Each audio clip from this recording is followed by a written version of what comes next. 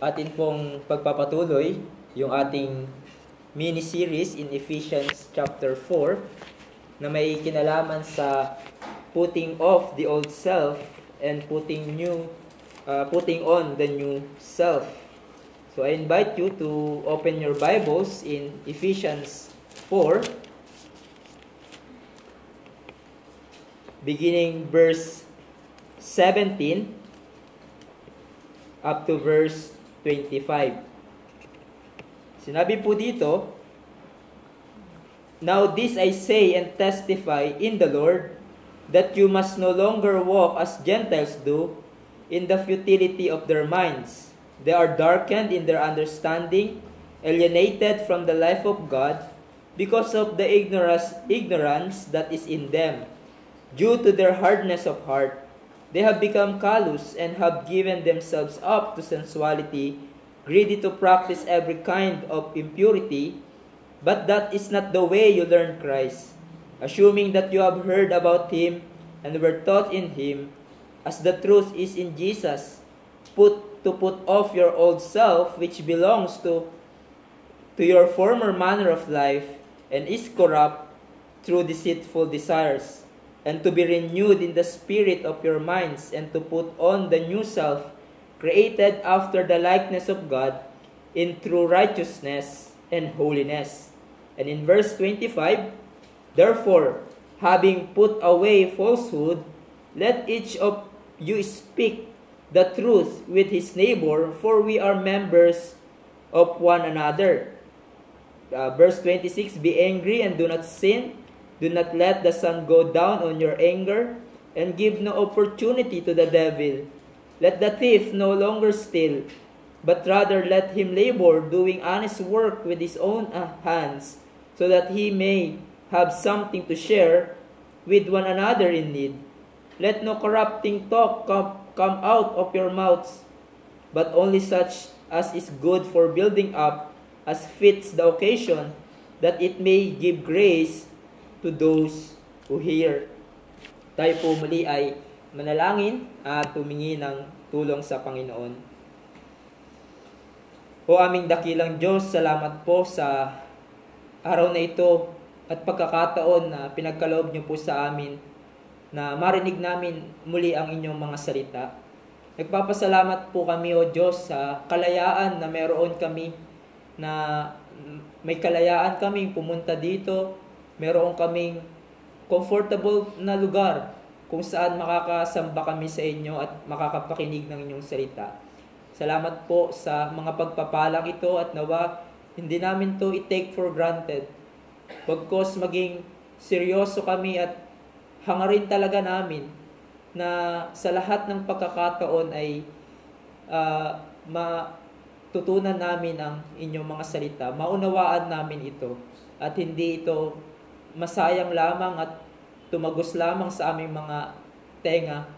Bagkus ang hangad namin, O Diyos, ay hindi lamang namin ito napakinggan, kundi maisabuhay namin ito sa aming buhay bilang mga mananampalataya. Salamat po, Panginoon, sa mga bagay na itinuro niyo po sa amin at ngayon na muling tuturuan kami mula sa inyong mga salita. Tulungan niyo po ang inyong lingkod na magsasalita. Sa kanyang kahinaan, Panginoon, ikaw ang patuloy niyang maging kalakasan at ilayo niyo po kami sa anumang kamalian, bagkos ituro niyo po sa amin ang katotohanan. Salamat po sa pagkakataong ito, sa pangalan ni Jesus. Amen. So sa pagpapatuloy natin ng pag-aaral sa Ephesians 4, just a quick review, nakita natin sa ating nakaraang pag-aaral ang katuruan patungkol sa dating paraan ng pamumuhay. In verse 17 to 19, na ang dating paraan ng ating pamumuhay at ang sistema ng mundo na ating kinalalagyan ay futile in minds, ignorant of the truth, and had darkened understanding. Ngunit sa biyaya ng Panginoon, tulad ng nakita natin din kanina, ditong lusak tayo hinango ng Diyos. No, ito ang kalagayan natin noon bago natin nakilala si Jesus. at nagkaroon ng personal relationship sa Kanya, at dahil nakilala na natin si Jesus, isa na tayong bagong nilalang. At sa pagkakilala natin kay Jesus, ay may definite o tiyak na katotohanan ang nangyari sa ating buhay. Ano ang mga realidad na ito na nangyari sa iyo kung ikaw ay mananampalataya? In verses 22 to 24, una, sinabi doon na nilisan mo na ang dating paraan ng iyong pamumuhay. Secondly, you are renewed and being renewed in mind. And lastly, you put on the new self. So nagkaroon ka na ng paraan ng bagong paraan ng pamumuhay, at ang tinatahak mo na ngayon ay ang daan sa katuwiran at kabanalan. Now, tulad ng aking binanggit nung nakaraan, these are three realities in your life nung nakilala mo si Jesus. These are not commands, hindi siya utos, ngunit hindi rin naman ibig sabihin na dahil nangyari na ito sa iyong buhay, ay hindi na siya nagpapatuloy dapat sa iyong buhay. No, these three realities, yung put off the old self, renewed in mind, and put on the new self, are constant, abiding realities in your life if you are a believer. Now, sa ating passage, here are the commands, here are the applications. Dito ay bibigyan tayo ni Pablo ng examples. Ano bang ibig sabihin na pag nilisan na natin ang dating paraan ng pamumuhay at pagbihis ng ating bagong pagkatao o putting on the new self? No, ngayong bagong kanang nilalang at nagkaroon ng relasyon kay Jesus, ano na ang dapat mo at ano na ang dapat umiiral sa iyong buhay bilang anak ng Diyos? At ano na ngayon ang dapat winawaksin mo sa iyong buhay bilang tinalikuran mo na ang dating paraan ng iyong buhay sa kasalanan? Sinabi ni James Boyce, Paul is demanding a high form of behavior precisely because something decisive has already taken place. We have already been made new in Christ. That is why we should and must act like it.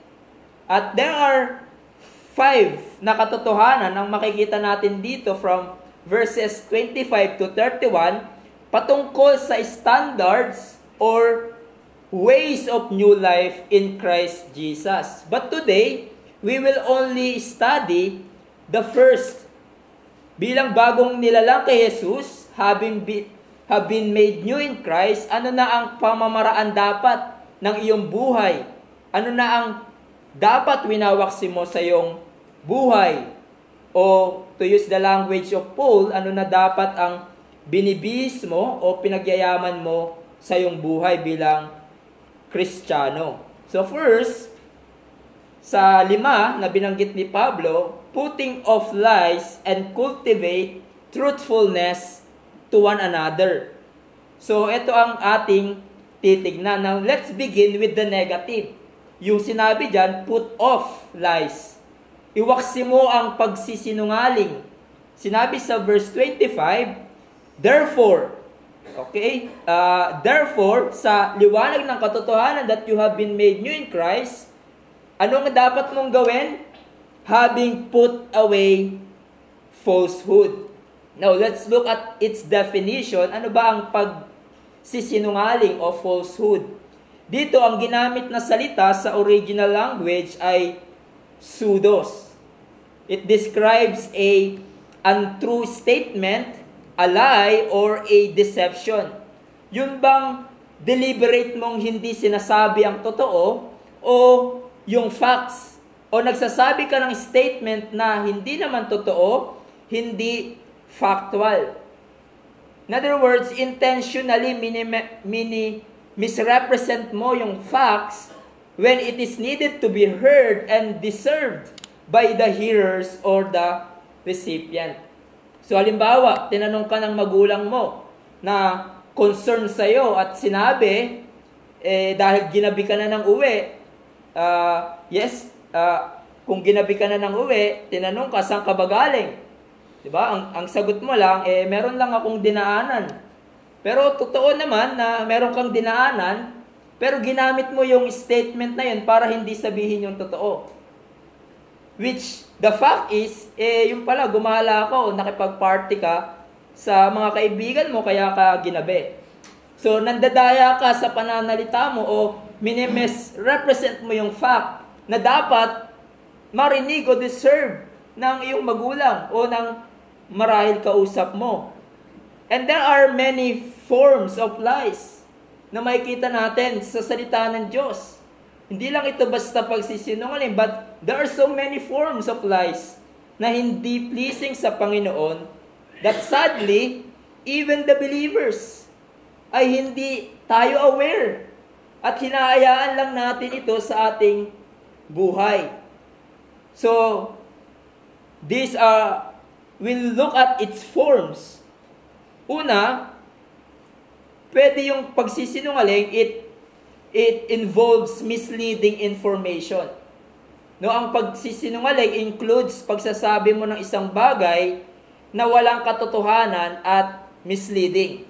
No, sa mga Pinoy, popular ito, di ba? Pag sinabing, oh, kain ka. Sabihin na iba, hindi, kumain na ako, sobrang busog pa nga, pero ang totoo, hindi pa siya kumain. Or giving wrong and misleading information. No? Now, just a clarification, no, hindi naman pagsisinungaling kung you communicate a fact, but inaccurate yung information na nasagap natin. Halimbawa, merong kwento sa iyo na gantong date o oras o pangyayari. Then, kwento mo sa iba na ganun yung nangyari based sa narinig mo lang sa kanya. That's not lying. Ang nangyari is, you are misinformed or lack of exact information. So, yun ang just a clarification to that. Yung fake news is a form of lie. Diba, nakakalungkot sa social media, makikita mo, even yung mga believers, madaling makisakay sa fake news na wala namang basihan. Also, yung lying, yung pagsisinungaling, includes false promises. Bahagi din ng pagsisinungaling ang pagbibigay ng false promises. Diba, kung sa Pilipino pa, pangako na laging napapako. O yung kanta daw na, promises are meant to be broken. Nangangako na hindi mo naman tinutupad. That's a form of a lie. Now, of course, merong instances na providentially, hindi mo matutupad yung sinabi mo. Halimbawa, meron kang imimit at ang sinabi mo, you will be there in 30 minutes. Or kung anong oras yung pinag-usapan yung magkita, pero hindi natupad yun dahil biglang merong hindi inaasahang pangyayari na traffic ka marahil or kung ano man. So, it includes false promises. Thirdly, it involves exaggerating and flattery words. No, yung exaggerating words, nagdadagdag ka ng information na hindi tugma sa tamang description ng isang tao o kung ano man.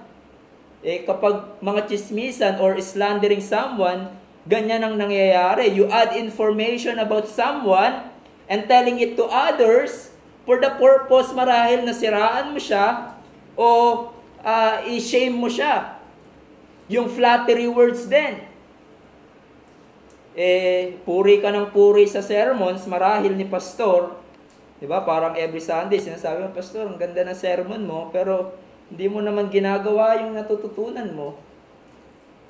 That's flattery. O kaya, binati mo yung isang tao, diba, sis, ang ganda mo ngayon. Brother, ang pogi mo.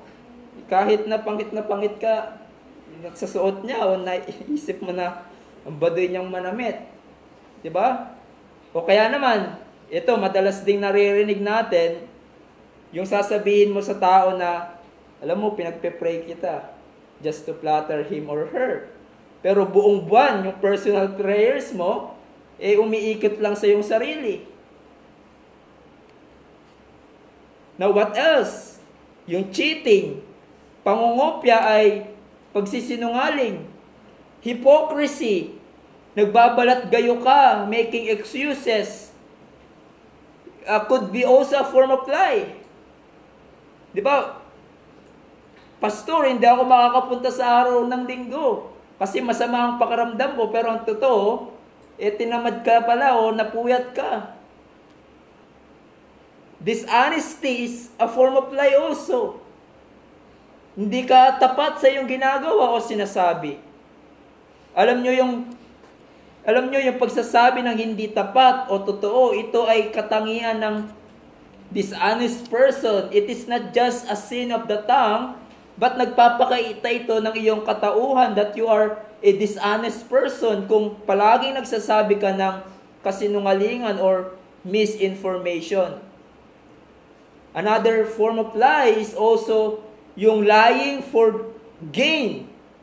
Ay form of lying. Nagsasabi ka ng hindi totoo para sa iyong sariling advantage. Using yung sinasabi ng iba, di ba? White lies daw. Para hindi ka mapahiya o to preserve yourself from loss. Ang halimbawa niyan ay yung ginawa ni Abraham. Diba? In Genesis 12, if you remember that, nung pumunta si Abraham at Sarah sa Egypt, dahil maganda si Sarah at magugustuhan siya ng hari ng Egypt, inisip ni Abraham, baka ipapatay siya. Kung malaman ng asawa niya si Sarah. And so, anong ginawa ni Abraham? Siya ay nagsinungaling. At ipinalabas na magkapatid lamang sila. For what purpose? Para hindi siya mapahamak. Para hindi siya mapatay. Para hindi mapahamak si Abraham, but may ginawa ang Panginoon para hindi i-take ng hari ng Egypt si Sarah. Pero grabe yung kapahamakan na dulot ng pagsisinungaling niya. Diba? Pinahamak niya yung kanyang asawa. At ang bayan ng Egypt just to preserve his life. Lying with malice is also a form of lie. Nagsisinungaling ka with intention of hurting others para mapahiya o mapahamak yung iba. Parang sa korte, di ba, merong tumatayong witness na sinungaling naman yung statements para mapabigat yung accusation sa isang tao, or you are creating a false information to bring down others. And lastly, preaching falsehood is also a form of lie. Diba? Just like the false teachers o mga bulaang mga ngaral at ang gantong pagsisinungaling, sabi ni Paul, ay rooted in satanic work. In 2 Corinthians 11, verse 11, sabi niya, describing the false teachers, for such men are false apostles, deceitful workmen, disguising themselves as apostles of Christ. And no wonder, for even Satan disguises himself as an angel of light. So it is no surprise if his servants also disguise themselves as servants of righteousness. Their end will correspond to their deeds. So, yun ang mga forms of lies. At ano ang sinasabi ng salita ng Diyos sa pagtingin ng Diyos sa pagsisinungaling? Maliit lang ba na bagay ito sa Panginoon? No! Sinabi ng salita ng Diyos, ito ay kasuklam-suklam sa Diyos. God hates those who speak lies. Now, just listen to these verses and let it sink in sa ating mga puso at isip. Let me read sa Tagalog. There are 3. Zechariah 8:17. Sinabi dito, huwag kayong magpanukala ng masama sa inyong puso laban sa isa't isa, at huwag ninyong ibigin ang kasinungalingang sumpa, sapagkat ang lahat ng mga ito ay aking kinapupuotan. God abhors those who speak lies. Proverbs 6:16. Ang Panginoon ay namumuhi sa 6 na bagay, Oo, 7 ang sa kanya'y kasuklam-suklam, mga palalong mata, sinungaling na dila, at mga kamay na nagbububo ng dugong walang sala, pusong kumakatha ng masasamang plano, mga paang sa kasamaan ay nagmamadali sa pagtakbo, bulaang saksi, false witness, na nagsasalita ng kasinungalingan, at ang nag-aasik sa magkakapatid ng kaguluhan. You see, God abhors those who speak lies. Dito nga, sa 7 na binanggit na kasalanan, 2 times binanggit yung pagsisinungaling. And lastly, Proverbs 12:22. Mga sinungaling na labi sa Panginoon ay kasuklam-suklam, ngunit ang gumagawa ng may katotohanan ay kanyang kinalulugdan. You see, and also, what is the 9th commandment of God in Exodus 20:16? You shall not bear false witness. You see, lying is an abomination to the Lord. Hindi to simpleng kasalanan lamang. Ito ay pagsalungat sa Panginoon at sa kanyang katotohanan. Now, ito ang sistema ng mundo na ating kinalalagyan, is it not? At kinalalagyan din ng mga mananampalataya in Ephesus. We were once live in deception. Ang master natin dati, ang sinusunod natin ay ang ama ng kasinungalingan, which is walang iba kundi si Satanas.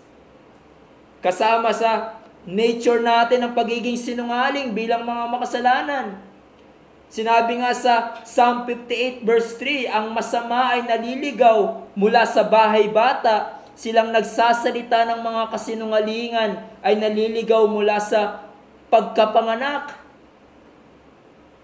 Hindi mo na kailangan turuan ng isang bata na magsinungaling. Hindi mo na kailangan turuan ng isang bata na magsinungaling. They will do it on their own. Kahit hindi mo itrain ng bata sa pagsasabi ng kasinungalingan mula sa bahay bata. Sinabi na sa Psalm 58. It will automatically come out in their lips. Why? Dahil pinaglihi ang tao sa kasalanan. We are born of sin. It is part of our sinful nature. Ngunit, just a clarification, hindi naman ibig sabihin na hindi mo natuturuan ng anak mo na magsabi ng totoo. No, turuan mo sila pa din para malaman nila kung ano ang totoo sa hindi. Pinapakita sa atin dito na ang nature ng tao ang magsinungaling dahil siya ay likas na makasalanan. Ngunit, kung ikaw ay mananampalataya na, binago na ng Diyos, became a new creature in Christ Jesus, anong sinasabi ni Pablo dito? You have no part in this kind of behavior. Wala ka ng parte sa gantong klaseng pamumuhay. Why? Dahil ikaw na ngayon ay nasa katotohanan. You receive the truth that is in Christ Jesus. You are transferred from the bondage, from the father of lies, which is Satan, at na-transfer ka to dominion of truth.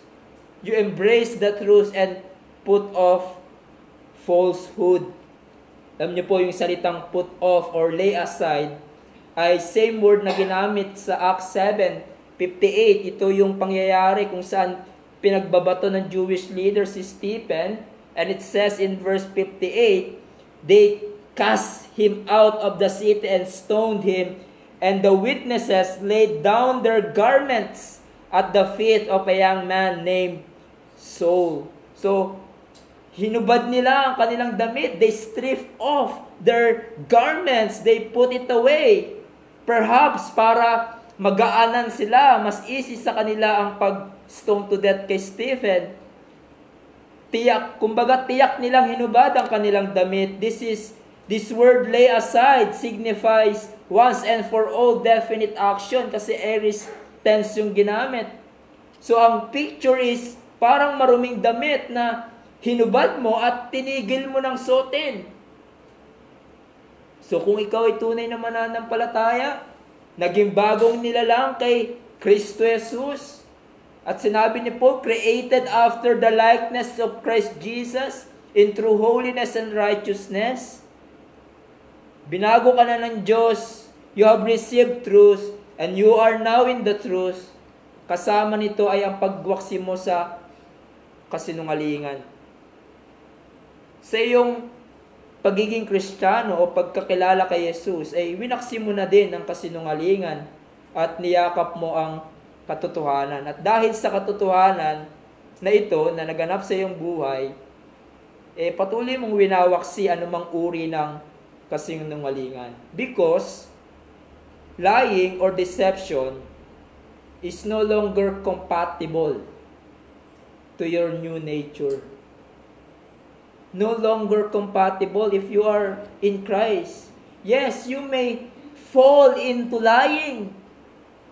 Maari pa rin tayo mahulog sa kasalanan na yan, but it should be no longer part ng ating buhay bilang Kristiyano. Yes, maari tayong mahulog sa kasalanan na pagsisinungaling o paggawa ng kasinungalingan because of our remaining sin and ignorance, ngunit ang tunay na mananampalataya will not continue in falsehood. He will not enjoy falsehood and will not continue living a life of deceiving others.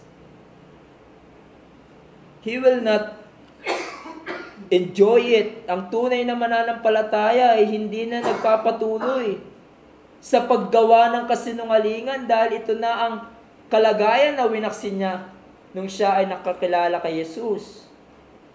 This is something you left behind or put away when you came to know Christ.